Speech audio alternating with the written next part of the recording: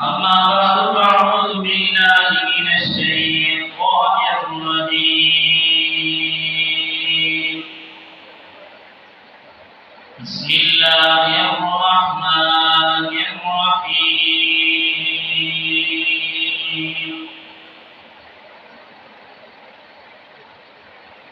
أينما تكونوا يدرككم الموت ولو كنتم في بروج مشيدة. قال الله تبارك وتعالى في مقام آخر: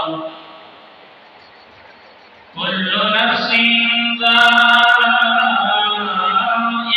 الموت وإنما توفون أجوركم يوم القيامة فمن زحزح عن النار وأدخل الجنة فقد فاز وما الحياة الدنيا إلا متاع الغرور. قال الله تبارك وتعالى في مقام آخر: وأنفقوا مما رزقناكم من قبل أن يأتي أحدكم الموت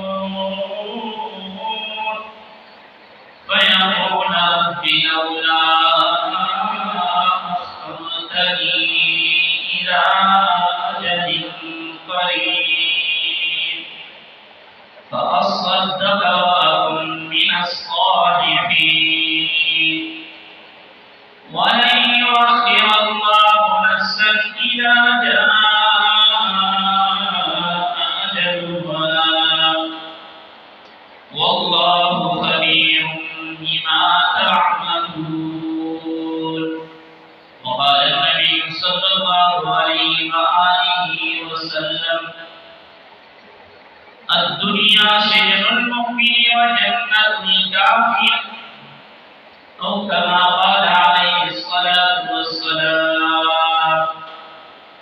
آمنت بالله صدق الله مولانا العظيم وصدق رسوله النبي الأمي الكريم ونحن على ذلك لمن الشاهدين والشاكرين والحمد لله رب العالمين.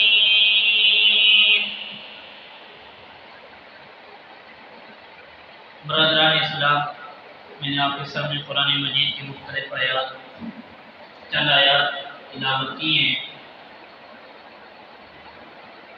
آج کا ہمارا عنوان ہے موت کا منظر. موت ایک حقیقت ہے جس کو کبھی جھٹلایا نہیں جا سکتا ہے. موت ایک ایسی چیز ہے جو بھی روح چیز ہے، وہ انسان ہو، حیوان ہو، جنات ہو، نباتات ہو، کوئی بھی ہو، اس پہ موت نے آ کر دینا ہے. موت نے اپنا ڈیرا ہر حال میں اس پہ ڈالنا ہے. دنیا میں ہر قوم کے، ہر نسل کے، ہر زبان کے، ہر اعتبار سے انسان پائے جائیں گے.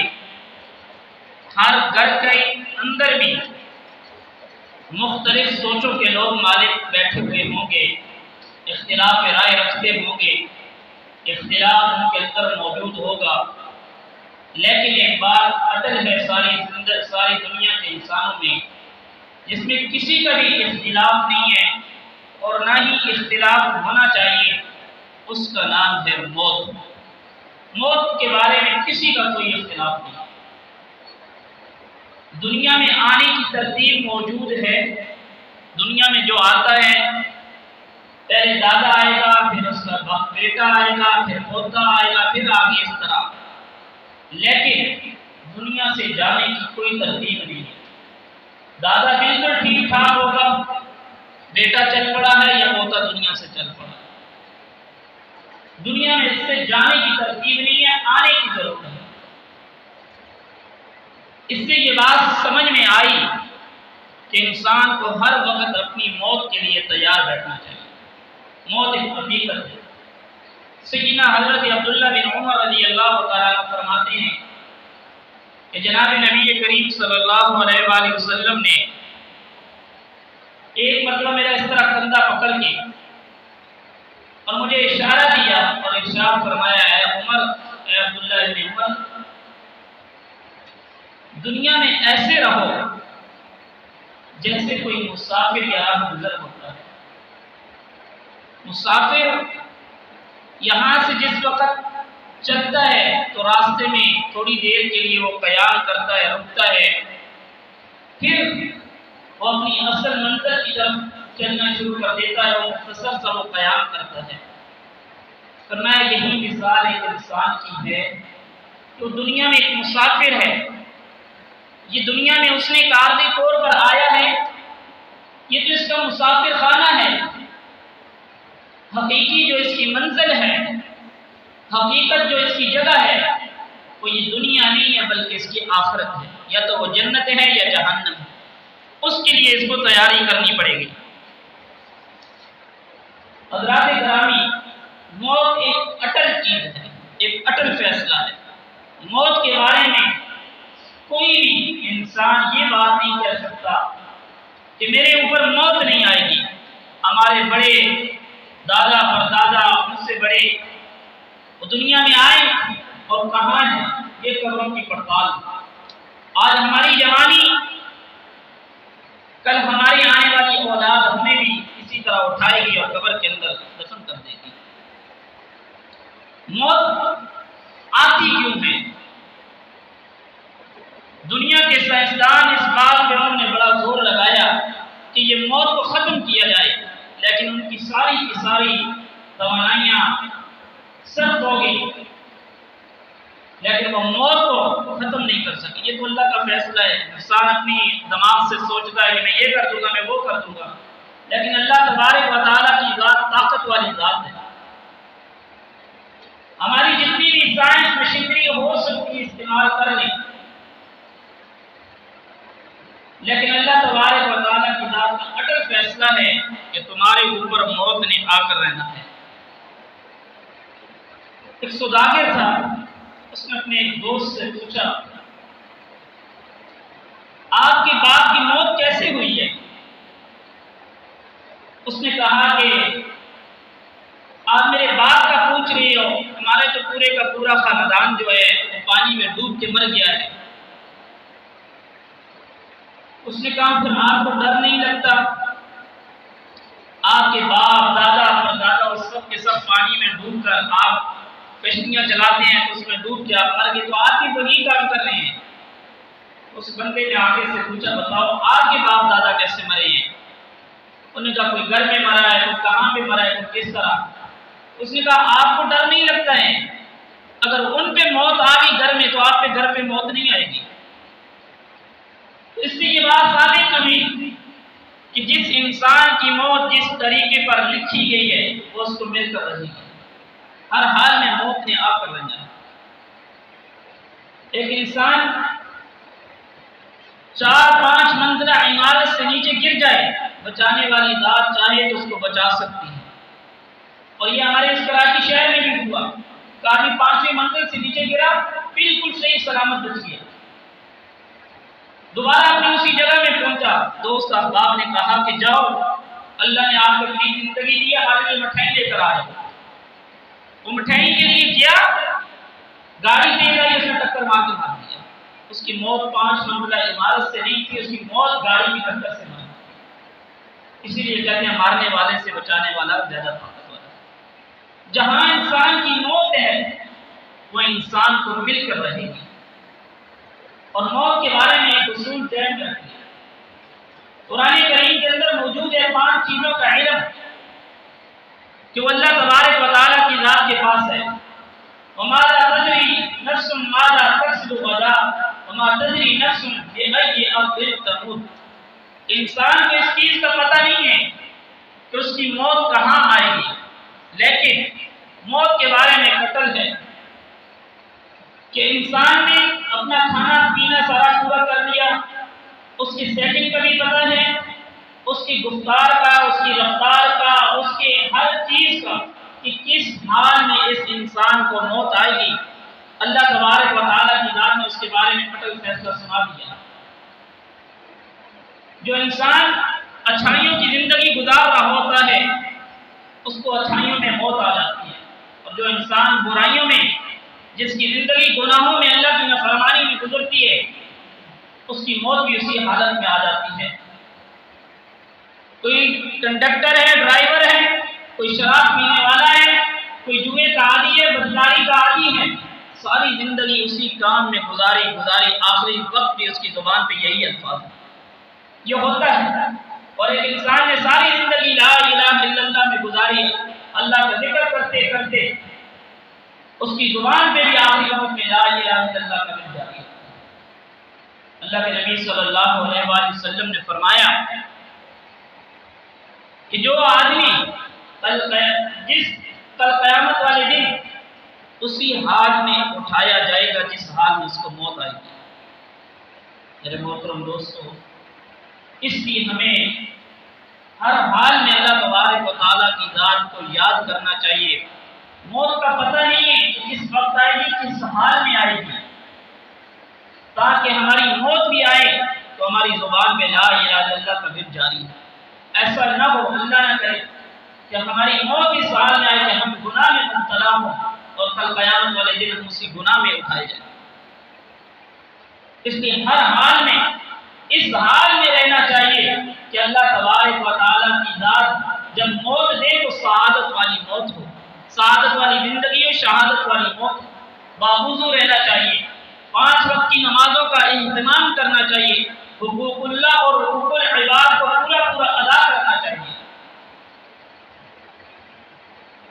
اور اسی طریقے پر موت سے کسی کو بھی کوئی چھٹکارا نہیں ہے، موت ایک قتل ہے۔ حسن بصری رحمہ اللہ بہت بڑے سوداگر تھے، ان سے ان کے ایک مشیر نے کہا حضرت ایک جگہ پہ جانا ہے، آپ ہمارے ساتھ چل پڑے۔ انہوں نے کہا چلتے ہیں۔ ایک خوبصورت قسم کی جھونپڑی آئی تو پہلے ان لوگوں نے طواف کیا، پھر عورتیں آئیں، ان کے ہاتھوں کے اندر عجیب خوبصورتی کے وہ پکڑے ہوئے گلدستے تھے، انہوں نے طواف کیا۔ خواجہ حسن بصری رحمہ اللہ نے اس سے پوچھا شخص بتا تو صحیح کہ کون ہے، یہ کیا کر رہے ہو؟ انہوں نے کہا کہ اس جھونپڑی کے اندر ایک شہزادے کی قبر ہے جو اپنی جوانی کی حالت میں مر گیا تھا، ہم اس کو یہ بات یاد کروانے کے لیے آئے ہیں کہ اگر آپ ہماری طاقت سے، ہماری فوج سے، ہمارے پیسے سے، ہماری مال سے، ہماری دولت سے، ہماری کسی بھی چیز سے آپ واپس آ جاتے تو ہم سب کچھ ختم کر دیتے، لیکن تیرا ایک ایسی ذات کے ساتھ واسطہ پڑ چکا ہے جہاں سے آج تک کوئی واپس نہیں آیا۔ کہتے ہیں کہ وہ خواجہ حسن بصری رحمہ اللہ کے دل پہ یہ بات بڑی سخت لگی۔ انہوں نے کہا اس نے تو میرے ضمیر کو جھنجھوڑ کے رکھ دیا ہے کہ یہ جو کچھ مال اور دولت، یہ ساری چیزیں ہونے کے باوجود اگر آدمی وہاں سے واپس نہیں آ سکتا، کہتے ہیں روایتوں میں نے پڑھا کہ خواجہ حسن بصری رحمہ اللہ اس حالت کو چھوڑ کر کے اپنے وقت کے سب سے بڑے ولی اللہ بن گئے تھے، ایک جملے کی وجہ سے۔ انسان کے لیے ایک جملہ بھی کافی ہو جاتا ہے۔ اور اسی طریقے پر موت کے بارے میں آتا ہے کہ موت مومن کے لیے تحفہ ہے۔ اس مومن کے لیے جس کو اپنے اللہ تبارک و تعالیٰ کی ذات کے ساتھ ملاقات کا شوق ہے، موت کی تمنا جائز نہیں ہے۔ حدیث شریف کے اندر آتا ہے، اللہ کے نبی صلی اللہ علیہ وآلہ وسلم فرماتے ہیں کہ موت کی تمنا کرنا جائز نہیں ہے، موت کے لیے اللہ کے آگے دعا کرنا جائز نہیں ہے۔ انسان اس وقت اللہ کے آگے دعا کرتا ہے جب وہ مایوس ہو جاتا ہے۔ فرمایا کہ مسلمان مومن کی شان نہیں ہے کہ وہ اللہ تبارک و تعالیٰ کی رحمت سے مایوس ہو۔ انسان مایوس اس وقت ہو جاتا ہے جب اس کے اوپر ذمہ داریاں زیادہ، مسائل زیادہ، مشکلات زیادہ، مصیبتیں زیادہ آتی ہیں، تو وہ انسان کہتا ہے کہ اس زندگی سے تو موت بہتر ہے۔ اور حضرت بلال حبشی رضی اللہ تعالیٰ عنہ کے بارے میں آتا ہے، جب ان کی موت کا وقت قریب آیا تو وہ کہنے لگے فزت برب الکعبہ، رب کعبہ کی قسم میں تو کامیاب ہو گیا۔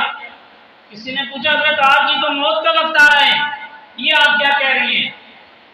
کہنے لگے کہ کل اپنے اللہ تبارک و تعالیٰ کی ذات کے ساتھ جا کے گپ شپ لگائیں گے، اپنے اللہ سے ملاقات ہوگی، جس معبود کی خاطر ساری زندگی دین کے لیے قربانی دی، ان کے ساتھ ملاقات ہوگی، میرا اللہ میرا استقبال فرمائے گا۔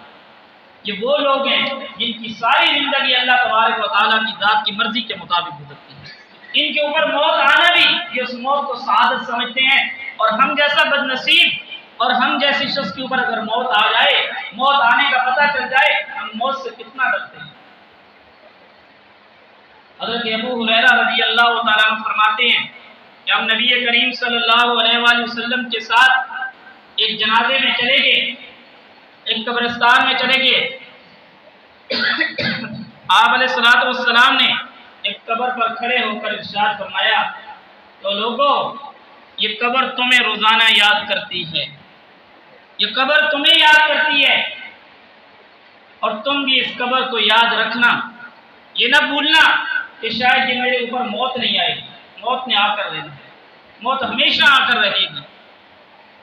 کسی قبرستان میں چلے جانا، جا کر وہاں دیکھ لینا ہم سے زیادہ طاقت والے قوم عاد، قوم سمود، اتنی طاقت والی قومیں تھیں، میں تفسیر میں پڑھ رہا تھا ان کے بارے میں، اتنی طاقت والی وہ قومیں تھیں، درخت کو اس طرح پکڑتے تھے اس طرح پھینک دیتے تھے، اتنی طاقت والی جڑ سے اکھیڑ دیتے تھے۔ وہ کہاں چلی گئی؟ وہ عبرت بن کے رہ گئی۔ ایسے ایسے طاقتور لوگ آئے، مٹی میں گئے، مٹی میں مٹی ہو گئے۔ وہ کہاں چلی گئی؟ ہمارے نام و نشان سب کچھ ختم ہو کر رہے۔ اور اسی طریقے پر حضرت ابراہیم خلیل اللہ نے اللہ تبارک و تعالیٰ کی ذات کے آگے التجا کی، اللہ میں موت کے فرشتے کو دیکھنا چاہتا ہوں کہ جس وقت وہ کسی اچھے آدمی کی روح نکالنے کے لیے آتا ہے اس کو بھی، اور جس وقت کسی گناہگار بدکار آدمی کی روح نکالنے کے لیے آتا ہے، میں دونوں حالتوں میں اس اسرائیل علیہ السلام کو دیکھنا چاہتا ہوں۔ تو حضرت ابراہیم علیہ السلام سے فرمایا گیا کہ آپ اس حالت کو برداشت نہیں کر پائیں گے۔ انہوں نے کہا اللہ میں پھر بھی دیکھنا چاہتا ہوں۔ کہتے ہیں وہ جس نیک آدمی کی روح نکالنے کے لیے وہ فرشتہ آتا ہے، وہ والا دیدار کروایا ہے، ابراہیم علیہ السلام بے ہوش ہو گئے۔ جب دوسری مرتبہ کسی بدکار آدمی کی روح نکالنے کے لیے جس حالت میں فرشتہ آتا ہے، وہ والی بھی شکل صورت دکھائی تو پھر بے ہوش ہو گئی۔ تو پوچھنے پر پوچھا یہ کیا وجہ ہے؟ کہا کہ نیک آدمی کے لیے جس طرح فرشتہ جس حالت میں جس پروٹوکول میں آتا ہے، اللہ تبارک و تعالیٰ کی ذات اس انسان کو موت کے بعد اور کوئی نعمت بھی نہ دے، جس پروٹوکول میں فرشتہ روح نکالنے والا آتا ہے وہ پروٹوکول ہی اس کے لیے کافی ہے۔ اور فرمایا کہ جس بدکار آدمی کی روح نکالنے کے لیے جس شکل میں اور جن عذابوں میں فرشتہ آتا ہے، اس کو موت کے بعد کوئی اور بھی عذاب نہ دیا جائے، اس کے لیے وہ شکل ہی کافی ہے۔ میرے محترم دوستو، جب قیامت کا منظر ہونے والا ہوگا، اللہ تبارک و تعالیٰ کی ذات جاننے کے باوجود حضرت اسرائیل علیہ السلام سے پوچھے گی بتاؤ دنیا میں کتنے لوگ اور باقی ہیں جب ساری دنیا ختم ہو جائے گی؟ فرمائیں گے اللہ جبریل اور میکائیل باقی ہیں اور آپ کے عرش کے اٹھانے والے فرشتے باقی ہیں۔ اللہ تبارک و تعالیٰ حکم دیں گے کہ جبریل اور میکائیل کو بھی، وہ بھی میری مخلوق ہے، اس کو بھی ختم کر دو۔ تو فرشتے کہیں گے اللہ جبریل اور میکائیل، اللہ فرمائے گا چپ ہو جاؤ، ان کو بھی ختم کر دو۔ اللہ تبارک و تعالیٰ جاننے کے باوجود پوچھیں گے اور کون باقی ہے؟ فرمائیں گے اللہ ایک آپ باقی ہیں جس کے اوپر موت نہیں، ایک میں ہوں، ایک آپ کے عرش اٹھانے والے فرشتے ہیں۔ تو اللہ تبارک و تعالیٰ کی ذات فرمائیں گے یہ عرش اٹھانے والے فرشتوں کو بھی ختم کر دو۔ اللہ تبارک و تعالیٰ جاننے کے باوجود پوچھیں گے بتاؤ اب کون باقی ہے؟ وہ کہے گا کہ اللہ آپ باقی رہ گئی ہیں، میں باقی رہ گیا ہوں۔ اللہ تبارک و تعالیٰ کی ذات فرمائیں گے کہ آپ بھی میری مخلوق ہو، آج موت کو بھی موت آ گئی ہے، آج کے بعد موت نہیں، موت ختم ہو چکی ہے۔ میرے محترم دوستو، یہ موت پر بھی موت آئے گی، موت پر بھی موت آئے گی، موت کا بالکل ختم ہو جائے گی۔ اس وقت الہ العالمین پکاریں گے لمن الملک اليوم، آج بتاؤ آج کے دن بادشاہی کس کے اختیار میں ہے؟ آج بتاؤ طاقت کس کے اختیار میں ہے؟ آج بتاؤ تمہارے پاس جو اسلحہ تھا، تمہارے پاس جو حکمرانی تھی، تمہارے پاس جو نشہ تھا، جس کے ہوتے ہوئے تم طاقت کی بدولت غریبوں، یتیموں، بیواؤں، مسکینوں پہ ظلم کرتے تھے، لوگوں کا مال ہڑپ کرتے تھے، تم تو کہتے تھے ہمارے بغیر شاہد جب کا دنیا کا کاروان نہیں چلے۔ بتاؤ لمن الملک اليوم، آج کے دن بادشاہی کس کے اختیار میں ہے؟ آج کے دن بتاؤ کون ہے؟ کوئی تو جواب دینے والا اٹھ جائے، لیکن اس وقت سب پہ موت آ چکی ہوگی۔ اللہ اعلان فرمائیں گے للہ الواحد القہار، آج کے دن بادشاہی ایک اللہ تبارک و تعالیٰ کی ذات کی ہے، جو غالب بھی ہے، جو مضبوط بھی ہے۔ آج کے دن کی بادشاہی اسی کی ہے۔ میرے محترم دوستو، یہ موت نے ہمارے اوپر آ کر رہنا ہے۔ انسان جس وقت موت کی خاطر ساری قربانیاں دینے کے لیے تیار ہے، اس کو پتہ ہے میرے اوپر موت آئے گی، اس کو چاہیے کہ اپنی موت کو سامنے رکھ کر اپنی دنیا کو حاصل کرنے کے لیے دنیا حاصل کرے، کہ میں نے دنیا میں کتنا رہنا ہے اور میں نے آخرت میں کتنا رہنا ہے۔ اور اسی طریقے پر جناب نبی کریم صلی اللہ علیہ وآلہ وسلم کا فرمان ہے کہ جو آدمی خودکشی کر لیتا ہے، یہ خودکشی کی موت حرام موت ہے۔ فرمایا وہ اپنے آپ کو زہر دے دیتا ہے، وہ اپنے آپ کو کسی پہاڑ سے گرا دیتا ہے، وہ کوئی بھی ایسا عمل کر دیتا ہے تو اللہ کے محبوب صلی اللہ علیہ وآلہ وسلم فرماتے ہیں موت کے بعد بھی اس کو اور کل قیامت والے دن بھی اسی عذاب میں وہ اٹھے کبھی اور اسی عذاب میں وہ مبتلا رہے گا۔ کہ خودکشی کی موت حرام ہے۔ امہات المؤمنین جناب نبی کریم صلی اللہ علیہ وآلہ وسلم کی سب سے لاڈلی بیٹی حضرت فاطمہ الزہرا رضی اللہ تعالیٰ عنہ کا جنازہ اٹھا۔ حضرت ابو ذر غفاری رضی اللہ تعالیٰ عنہ نے قبر سے مخاطب ہو کر ارشاد فرمایا، او قبر تجھے پتا ہے تیرے اندر کون آ رہا ہے؟ تیرے اندر تو دو جہاں کے بادشاہ کی بیٹی علی المرتضیٰ کی بیوی اسنان کریمین کی والدہ آ رہی ہے۔ قبر نے زبان حال سے جواب دیا، کہا کہ میں حسب نسب کی جگہ نہیں ہوں، میں حسب نسب کی جگہ نہیں ہوں، یہاں اعمال کام آئیں گے، یہاں حسب نسب کام نہیں آئے گا۔ یہ حسب نسب کی جگہ نہیں ہے کہ میری فلاں کے ساتھ نسبت ہو گئی، نہیں میرے محترم دوستو، اپنے اعمال ضروری ہیں۔ نوح علیہ السلام کا بیٹا کنعان نبی کا بیٹا ہے، باغیوں کے ساتھ ہو گیا، کافروں کے ساتھ ہو گیا، جہنم میں چلا گیا۔ حضرت نوح علیہ السلام کی عمر 1050 سال تھی، 1050 سال عمر تھی۔ کسی نے پوچھا آپ نے اتنی لمبی عمر پائی ہے، اتنی لمبی عمر پائی ہے، بتاؤ آپ کو کیسے گزرا کہ یہ اتنی لمبی عمر گزرتے ہوئے؟ انہوں نے کہا کہ مجھے اپنی زندگی کا اتنا پتہ چلا ہے، ایک مکان کے 2 دروازے ہوں، ایک سے داخل ہوا دوسرے سے باہر نکل گیا۔ 1050 سال اللہ تبارک و تعالیٰ کی ذات نے پہلی امتوں کو جو اتنی لمبی لمبی عمریں دی ہوئی تھی، 1000 سال، 1000 برس عمریں، کہ تاکہ یہ اللہ تبارک و تعالیٰ کی ذات کی رضامندی والے کام کرے۔ لیکن وہ کہتے جب اتنی لمبی عمریں موجود ہیں تو پھر کیا ضرورت ہے؟ تو آقا صلی اللہ علیہ وآلہ وسلم کا فرمان ہے کہ میری امت کی سب سے زیادہ عمر 60 سے 70 سال ہے۔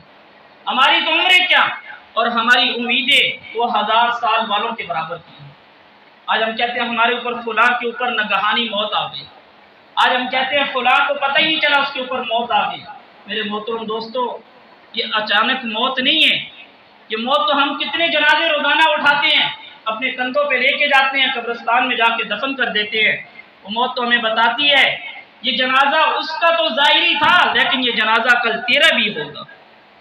کہ کل قبر میں اور آپ سب، اللہ نہ کرے ہم پہ آج ابھی موت آ جائے۔ میرے محترم دوستو، مجھ سمیت میں پہلے اپنا کہتا ہوں، ہمارے پاس ایک بھی کوئی ایسا عمل نہیں ہے جو ہم اللہ کو دکھا سکے کہ اللہ اس عمل کے صدقے ہمیں معاف کر دے۔ ایک بھی عمل ہمارے پاس ایسا نہیں، جن کی ساری زندگییں جناب صدیق اکبر فاروق اعظم، جن کو میرے پاک پیغمبر صلی اللہ علیہ وآلہ وسلم نے جنت کی بشارتیں دی، وہ بھی جب قبر کو دیکھتے تھے تو زاروں کے تار رونا شروع کر دیتے تھے۔ کسی نے پوچھا روتے کیوں ہو؟ کہا یہ وہ جگہ ہے جہاں پہ انسان اکیلا ہوگا۔ انسان جب دنیا سے جاتا ہے اس کے ساتھ تین چیزیں چلی جاتی ہیں دنیا سے، اس کی مال، اس کا اولاد اور اس کا عمل۔ دو چیزیں واپس آ جاتی ہیں، مال اور اولاد، اور اس کا عمل جو ہمارے پاس بالکل موجود نہیں ہوتا۔ تو اللہ تبارک و تعالیٰ کی ذات سے دعا ہے کہ اللہ تبارک و تعالیٰ ہم سب کو موت سے پہلے موت کی صحیح، سچی اور پکی تیاری کی توفیق عطا فرمائے۔ آخر دعا۔